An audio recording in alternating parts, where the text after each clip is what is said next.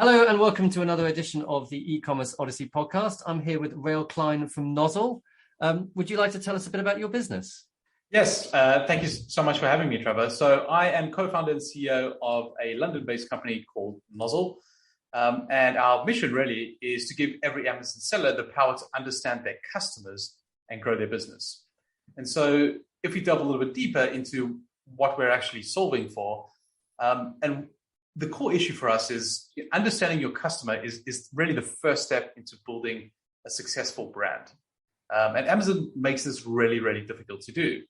So, typically understanding customer behavior, the data is kind of messy all over the place, and it's very hard to take any action from that. So we provide a set of dashboards and metrics to help uncover what your customers are doing. So we do things like, what is your profit per customer? How much do I have to pay to acquire a new customer? What is my customer retention rates? How often are they buying? Are they buying the same things over and over again? And this helps you make strategic decisions about your business, whether to invest more in certain products or more advertising in certain products, and ultimately build a better brand. There's no better measure for building a brand than having an army of loyal customers. And that's what we're helping our customers do. It's obviously because on Amazon you can't contact customers directly. Yeah. At least you can't advertise them correctly. So the kind of classic retention marketing thing you would do is, I don't know, put in flyers or abandoned cart emails, or emails in general. Or what can you do? What can someone do on Amazon to improve their customer retention rate and their repeat purchase rate? Yeah, so there's, I'd say kind of three things that you could do. Number one is back on the marketing and the advertising side. You can remarket to people. So you can say, show an ad to somebody who's bought within the last 30 or 60 days, right? And so you can say, you can nudge them to buy the same thing again, or you can try cross-sell or upsell, those sorts of things. But you could remarket to them, basically, is an advertising approach. Number two would be, you've got to be a little bit careful to remain within the terms of service on Amazon, but within your packaging, you can do things to get them back on Amazon to go buy again, right? You've got to give them a reason to do that. Against the rules, I probably can get away with it, but you can. You've got to be, as I said, you've got to be very careful. There are absolutely terms of service compliant ways to do that. You obviously can't redirect them to Shopify or anything like that. That is the quickest way to get suspended. But you can do things around sending them back to go buy again back on Amazon. And so that would be a second way of doing it. Number three, which is really interesting, is I think it's only in the US for now, but it's currently in beta. And it's called the Customer Engagement Tool. So this is something in Seller Central that is pretty new, hence the beta. But you're actually able to contact your customers via email for the first time, not because of a customer service query or fulfilling an order. For right now, it is extremely limited. It's literally one thing you can do. If someone is following your brand on Amazon, you can send an email when you launch a new product to them.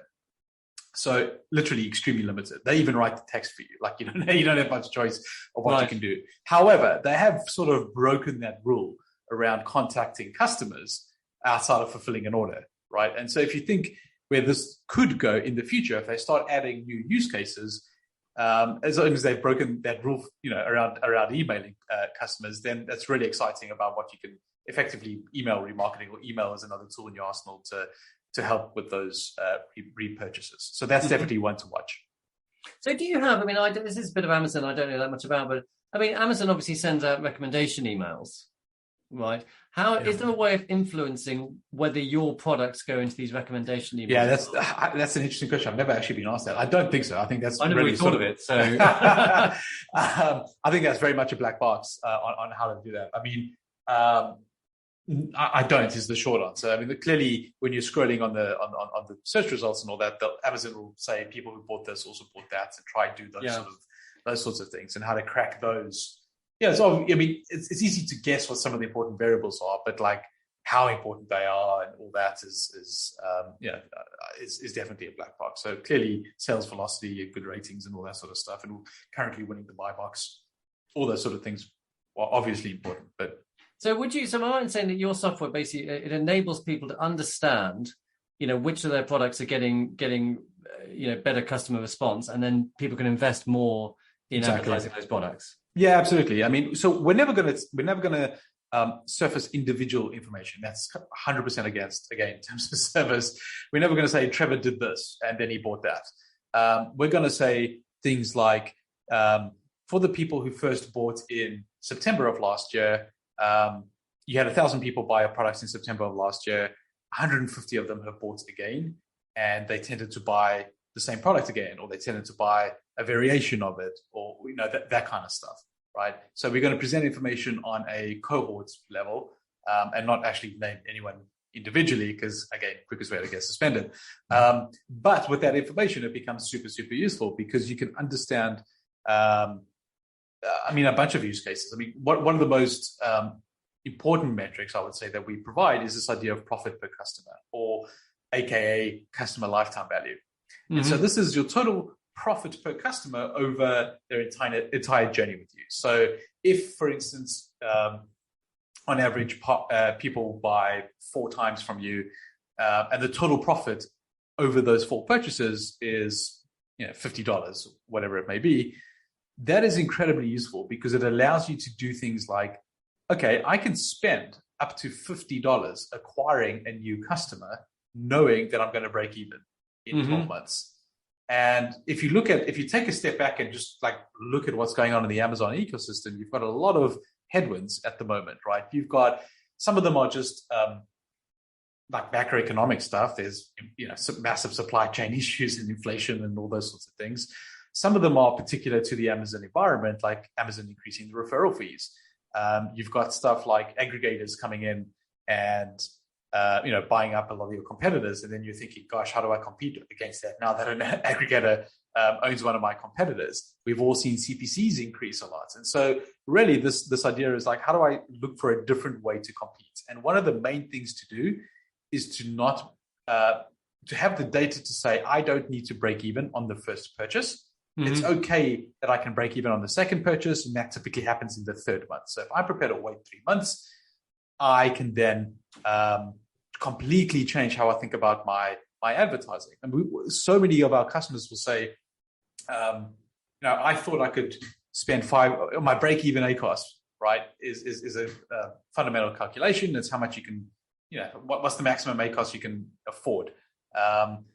And people would say, okay, it's 15%, 20%, whatever it may be. But we would give them the data to say, actually, it could be double that. Right? Because the break-even ACoS assumes somebody just buys from you once. And we're saying, no, we've got the data to say on average somebody buys twice, 3 times, whatever it is. And so you've got that level of comfort now saying, okay, I can spend a whole lot more than I thought. And so I can afford these higher CPCs, or even I can go after much higher category sort of search terms that have very high CPCs, right? And because I just know I can afford this if I just wait 3 months to break even. So yes, this idea is predicated on people being able to buy again from you, right? If your product is just mostly bought once by someone, sure, that's not really going to work. Or if you're going to have to wait, you're selling televisions and people buy another TV every 5 years, you're going to be waiting for a very long time. But if you're selling anything that is like consumption-led around food and drink, around supplements and health and beauty and pet products, and a bunch of categories, like household supplies, another one, anything that lends itself to repeat orders. This is a very, very powerful tool to strategically change your business and compete. Okay, so how did you tell us about how you got the idea for Nozzle? Yeah, so my previous business was a business called Media Gamma, and we were doing online advertising for big brands within what's called the programmatic ecosystem. So this is a world of online advertising where someone lands on a website in real time, in 100 milliseconds. There's an auction to show somebody an ad, a display ad, what is chosen, and the ad gets shown. So we were doing quite niche. We were doing custom algorithms, right, around how to bid for these things. And unequivocally, the most successful customers of ours were the ones that were not just interested in the advertising piece, but tying the advertising to what happened further down the line. So somebody clicked on the ad, installed my app, for instance, and 3 days later they paid me $3 and after 3 months that had grown to $30 that they'd paid me in total. And so this idea of customer lifetime value ultimately was really, really important to them. And that really dictated the ad spend and the budgets and the focus and all that sort of stuff. And so that worked really, really well with a lot of gaming companies, mobile gaming companies. And so when we sold the business, I thought to myself, this is such a powerful thing when you can actually connect the dots between the advertising and the 20th purchase or whatever it is. Where else can I apply this? And you quickly land on Amazon because, of course, Amazon itself is just growing, right, up and to the right. But also Amazon is a closed ecosystem. They actually do have the advertising component along with the retail component, all the orders data. And granted, you need to spend a hell of a lot of time trying to understand those data sets. Amazon's a very siloed organization. So, something that happens on the ad side, they don't really know what that means on the retail side and all that. But if you're able to piece together those sorts of things, then you've got, kind of a complete journey of the advertising piece and how that impacts all the way through to the 20th purchase, so to speak. Mm-hmm. So, what are you seeing in terms of the best sellers who are using your system, and how are they getting the most out of it?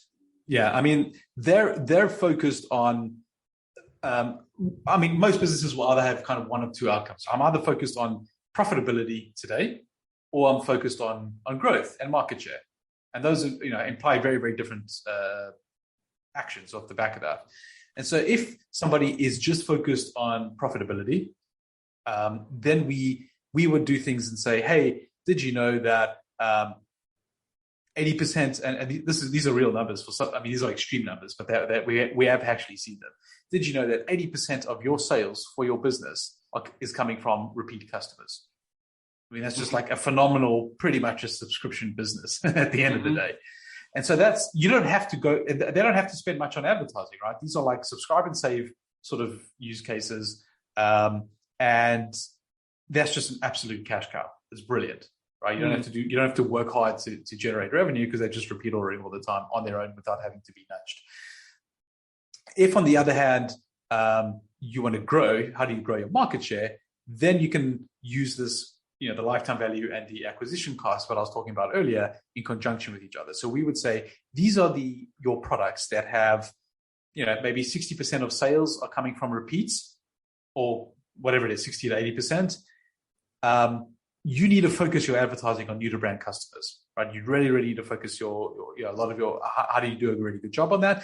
But further down the line, you've got a high customer retention rate. That's going to pay for it's going to pay for the increased CPCs and all that. And so it's really about the strategy to go acquire new to brand customers, knowing that you've got a good customer retention rate that's going to pay itself off 3-6 months down the line, or whatever it may be.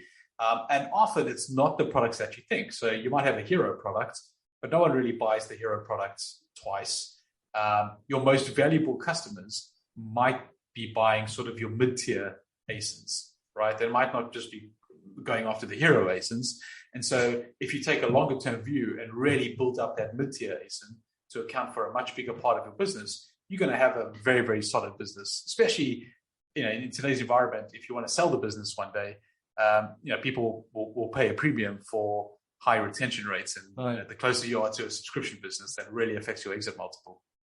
Okay. So, obviously you seem to, have a lot of knowledge about what you do. Is it a self-serve system that you have, or do you, basically help people interpret it?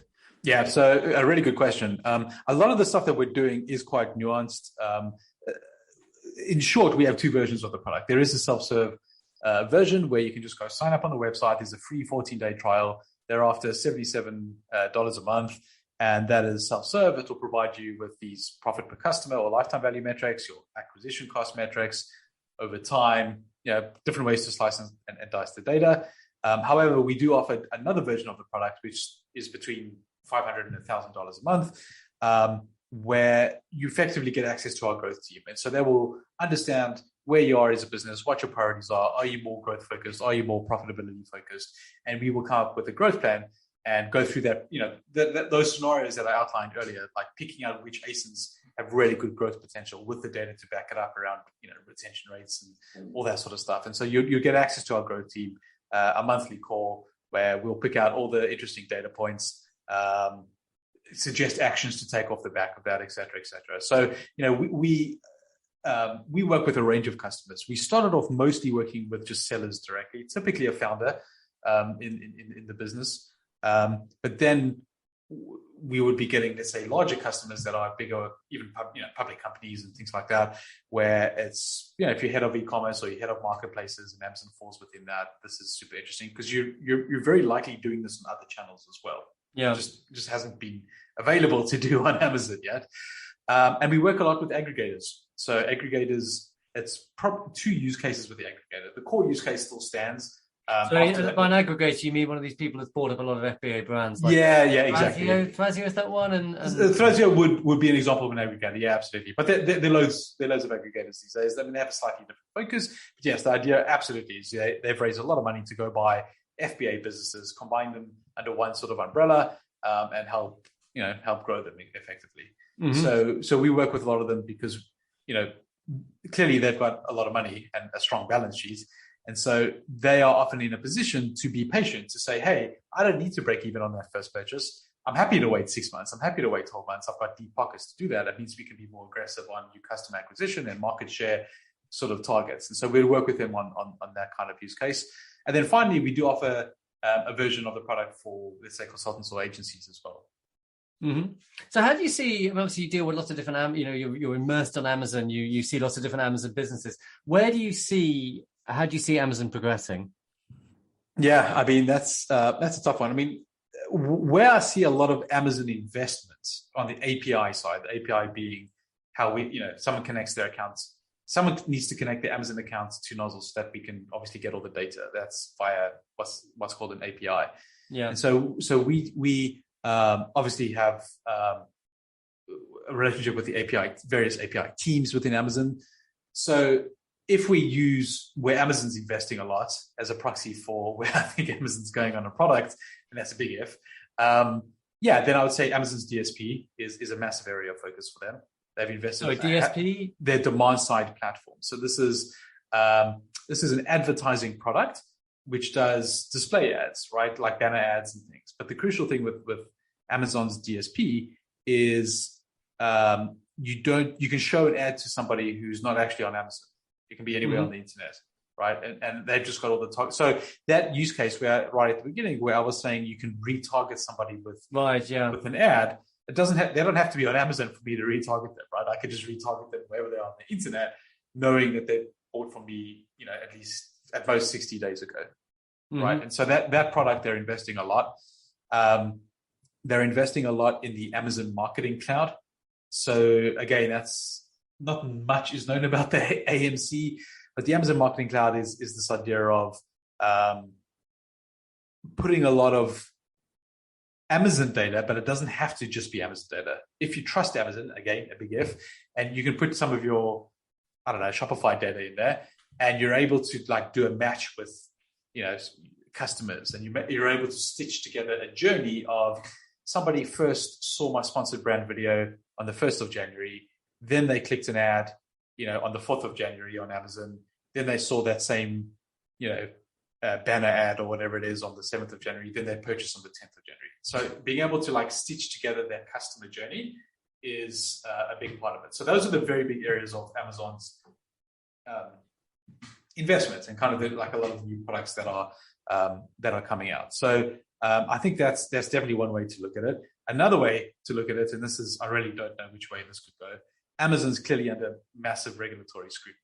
And so if you're asking me what the Amazon ecosystem would look like at any given time across the world, they're, being fined left, right, and center for all sorts of things, rightly or wrongly, you could argue. But, there's always this threat of ultimately, if regulators intervene, it could have massive implications for how Amazon structured, right? And what it means for FBA sellers and as a result of that. I mean, I'm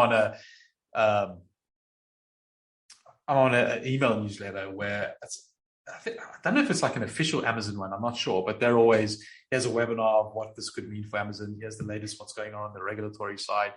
I think that's something you certainly can't ignore in today's environment. Yeah, because I talk to you, and I think that what is, your company is an example that Amazon is becoming more of a self-enclosed search engine with advertising, with you're basically trying to do the kind of things, as you say, that you would do if you have your own off Amazon business, but you're bringing you're taking that kind of that functionality and bringing it onto Amazon, which is another, it's another kind of facet of Amazon just becoming an entirely closed ecosystem where people, you've got customers that you can retain customers without leaving Amazon at all. So to a certain extent, then do people need, it's meaning that people more and more don't need anything else. Yeah, it's interesting. I mean, it makes me sad, incidentally. It makes me sad. Yeah, I mean, however, and this might be a little bit controversial, I do think some of the regulatory decisions that have been taken have produced this outcome at the end of the day. Because if you take such a strict line on privacy, for instance, and personal information and all those sort of things, and GDPR in Europe and all those sort of issues, then it kind of, who's the best place to benefit from all of these regulatory overheads and all that? It's basically Facebook, Google, and Amazon to begin with. They've got the first-party data relationships in the first place, and the consent from everyone to do these sorts of things. And so it makes it much easier for them to just build a wall around themselves and say, we're completely compliant, and your user experience is also a hell of a lot better because it's all sort of self-contained. And so I think it's been one of the side effects of whether it's GDPR specifically or just the very privacy-focused stuff about not sharing data anywhere else. They're like, okay, that kind of suits me. Yeah, and it trenches. You've got to be careful what you wish for, haven't you? Because I mean, I look at it. I look at Amazon. I think, wouldn't it be great if that Amazon didn't compete against sellers? Yeah, it was just a marketplace. But that's one of the big areas of investigation, obviously. Well, right? So I was saying, I said to someone, look, wouldn't it be great? I think that Amazon is going to have to choose between being a marketplace and a retailer. Yeah. And she said, well, I don't wish that, because I think what will happen if Amazon have to choose, they'll choose themselves. They'll choose vendor. They'll choose vendor. And I thought that's a really good point. Yeah. So that was that email list that I was on, that I was telling you about earlier.